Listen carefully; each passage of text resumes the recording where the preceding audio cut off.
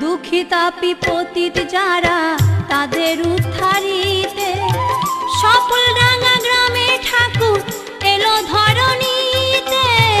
দুঃখিতাপি পতিত যারা তাদের উদ্ধারিতে সফলডাঙ্গা গ্রামে ঠাকুর এলো ধরণীতে। মুখে হরি হরি বল